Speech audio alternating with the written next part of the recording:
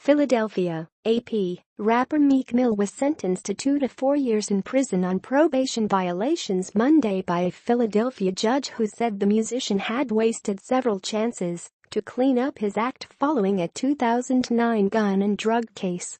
The sentence rounded out a roughly decade-long back and forth between the 30-year-old musician and Common Pleas judge Genece Brinkley that has dogged Mill's career as he had been jailed and called to court multiple times on various infractions.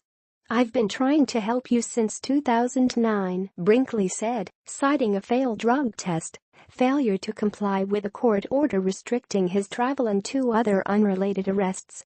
You basically thumbed your nose at me." The handing down of the sentence came after a prosecutor recommended that Mill not be imprisoned for the violations, saying that he has been clean since January and that he has grown as a person since his original crime. Brinkley said the prosecutor was too new to the case to understand how Mill just does what he wants. Mill owned up to the violations in his only statement during the hearing and said that jailing him would likely end his musical career. He said that he has battled addiction to the prescription painkiller Percocet and that he has only tried to escape a life of crime. "I may have made a mistake, but I never had the intention of disrespecting you," he said. His lawyer, Brian McMonigal, restated the prosecutor's recommendation of no prison sentence back to the judge as Mill emptied his pockets and removed jewelry from his wrists.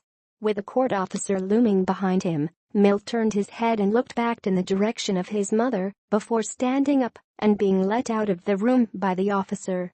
McMonigal vowed to appeal the decision as more than a dozen friends and family members stormed out of the courtroom. Mill has served short stints in jail and home confinement following his conviction on gun and drug possession charges that could have resulted in a 5 to 10-year prison sentence.